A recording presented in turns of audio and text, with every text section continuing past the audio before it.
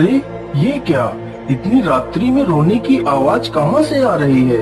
सैनिकों, जो आवाज मुझे सुनाई दे रही है, क्या यही आवाज तुम्हें भी सुनाई दे रही है? जी महाराज, यह तो किसी के रोने की आवाज है, लेकिन इतनी रात्रि में कौन रो सकता है महाराज? सैनिकों, तुम दोनों तुरंत जाओ और देखो इतनी रात्रि में कौन रो रहा है और उसे क्या तकलीफ है। दोनों सैनिक तुरंत ही जिस दिशा से रोने की आवाज आ रही थी उसी ओर चल देते हैं।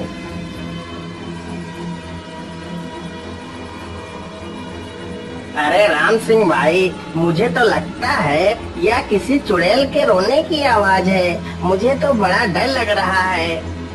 अरे नहीं नहीं भाई, अब यह चाहे कोई चुड़ैल हो या फिर कोई इंसान, पता तो करना ही पड़ेगा।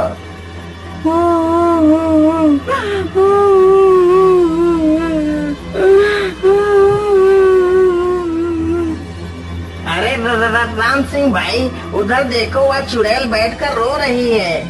अरे नहीं नहीं भाई, मुझे तो वह कोई दुखियारी स्त्री दिखाई पड़ती है। चलो इससे रोने का कारण पूछते हैं।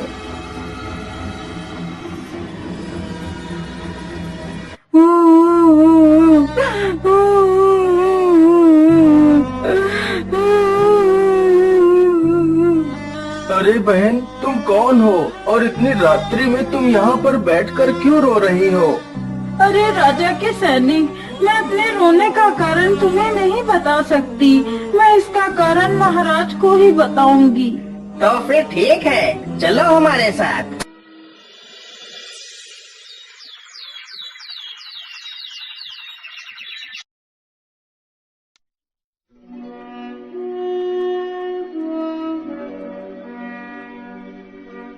महाराज, मेरा नाम प्रेमलता है और मैं एक चोर की पत्नी हूँ। अच्छा ठीक है प्रेमलता, हम तुम्हारे रोने का कारण जानना चाहते हैं। महाराज, मेरे रोने का कारण जानना चाहते हैं तो सुनो। मेरे रोने का कारण आप और आपके सैनिक हैं। ये क्या कह रही हो प्रेमलता? आखिर तुम्हारे रोने का कारण मैं कैसे हो सकता हूँ? महाराज, मेरे पति एक चोर थे जो चोरी करने के जुर्म में पकड़े गए थे और आपने उन्हें फांसी पर चढ़ाकर मार डाला था। आज मुझे मेरे पति की बहुत याद आ रही थी, इसीलिए मैं रो रही थी। लेकिन प्रेमलता, चोरी करना तो एक संगीन अपराध है। ऐसा करने वाले को तो सजा मिलना आवश्यक है। इसमें इतना विलाप करने की आवश्यकता नहीं। लेकिन महाराज, क्या आपने कभी ये जानने की कोशिश की, यदि कोई व्यक्ति चोरी करता है तो उसके पीछे क्या कारण होता है?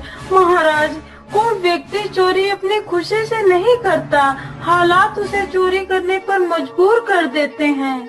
लेकिन तुम्हें चोरी करने की आवश्यकता क्यों पड़ी, जबकि मैंने अपनी पूरी प्रजा के लिए घर और जमीन की व्यवस्था कर रखी है, जिसमें तुम्हारा पति भी मेहनत करके ईमानदारी की रोटी खा सकता था, लेकिन उसने गलत रास्ता चुना। लेकिन महाराज, हमें तो किसी भी प्रकार की कोई जमीन नहीं मिली, जिसके वजह से मजबूरन पेट पालने के लिए मेरे पति को चोरी करनी पड़ी। और ना जाने कितने लोग मेरे पति की तरह मजबूर होकर चोरी करते हैं। मंत्री जी, क्या यह महिला सच कह रही है? इसके पति को खेती के लिए कोई जमीन नहीं दी गई। जी महाराज, यह महिला सत्य बोल रही है। हमारी सूची में चोर और डकैतों के लिए कोई जमीन नहीं थी। लेकिन मंत्री जी, आपने ऐसा क्यों किया? यदि आप सभी को समान अधिकार नहीं दे सकते तो तुम्हारा मंत्री होना बेकार है। महाराज, मुझे माफ कर दीजिए, मुझसे बहुत बड़ी भूल हो गई। मुझे लगा था इन्हें जमीन देने के बावजूद भी यह चोर चोरी करना नहीं छोड़ेंगे, इसीलिए मैंने इन्हें जमीन देना उचित नहीं समझा। प्रेमलता, मैं ये सब कुछ जानकर बहुत दुखी हुआ कि मेरी प्रजा दुख में है। बोलिए प्रेमलता, मैं इसके लिए क्या कर सकता हूँ? तुम जो भी कहोगी मैं उस पर अमल करूँगा। तो सुनिए महाराज, इस राज्य में जितने भी लोग बेसहारा और मेरे पति की तरह हैं, आप उन सभी को उनकी काबिलियत के हिसाब से रोजगार प्रदान करें। इससे आपकी प्रजा सुख में तथा आपकी यश और कीर्ति बढ़ेगी। सैनिकों, हमारे राज्य में जितने भी लोग ऐसे हालात से गुजर रहे हैं, उन्हें हमारे राजमहल में लाया जाए।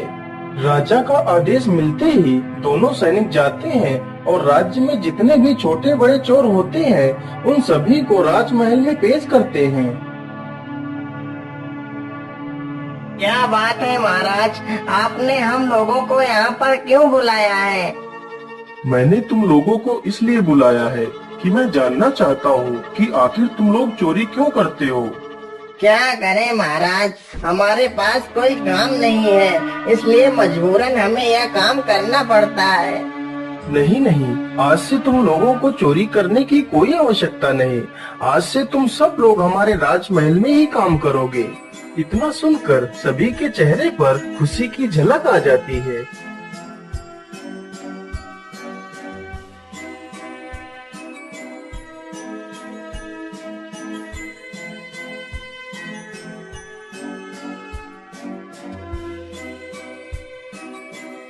मंत्री जी, तुम्हें पता है कि मुझे सबसे ज्यादा आनंद कब आता है? जी महाराज, मैं जानना चाहता हूँ कि आखिर सबसे ज्यादा आनंद आपको कब आता है? तो सुनो मंत्री जी, मुझे सबसे ज्यादा आनंद तब आता है जब मैं शिकार के लिए जंगल आता हूँ। अरे महाराज, उधर देखिए, वह आदमी आत्महत्या करने की कोशिश कर रहा है। अरे अरे, रुक जाओ युवक, तुम ये क्या कर रहे हो? तुम आत्महत्या कर रहे हो? क्या करूं महाराज, जब इंसान के चारों तरफ सिर्फ अंधकार ही दिखाई दे तो मनुष्य के आगे दूसरा कोई रास्ता नहीं बचता। अरे नहीं नहीं भाई, क्या तुम्हें पता नहीं आत्महत्या करना कितना बड़ा महापाप है। यदि इंसान चाहे तो हर बुरी परिस्थिति का हल निकाल सकता है, लेकिन तुम्हें ऐसी क्या मुसीबत आन पड़ी जो तुम आत्महत्या करने चल पड़े? महाराज, मेरा नाम वीर सिंह है और मैं अम्बा राज्य में रहता हूँ। मैं एक लड़की से बेहद प्रेम करता हूँ, लेकिन उस लड़की के घर वाले विवाह के लिए तैयार नहीं हो रहे हैं। लेकिन उसके घर वाले विवाह के लिए तैयार क्यों नहीं हैं? महाराज, उनका कहना है कि हम अपनी पुत्री का विवाह दूसरी जाति के लड़के से नहीं कर सकते। अरे वीर सिंह, तुम्हारा नाम तो वीर सिंह है, लेकिन तुम्हारा आत्महत्या करना एक कायर की निशानी। तुम परेशान मत हो, तुम हमारे राज्य में आकर रहो। मैं तुम्हारा विवाह उससे भी सुंदर स्त्री से करवा दूंगा। नहीं नहीं महाराज, मैं उसके सिवा किसी दूसरी स्त्री से विवाह नहीं करूंगा। यदि मेरा विवाह उसके साथ नहीं हुआ तो मैं मर जाऊंगा। नहीं नहीं वीर सिंह, यदि तुम उसी लड़की के साथ विवाह करना चाहते हो तो मैं तुम्हें वचन देता हूँ, तुम्हारा विवाह उसी लड़की के साथ कराने की पूरी कोशिश करूँगा। इतना सुनते ही युवक के चेहरे पर खुशी झलक पड़ती है। अगले ही दिन राजा और वह युवक उसी राज्य की तरफ चल पड़ते हैं।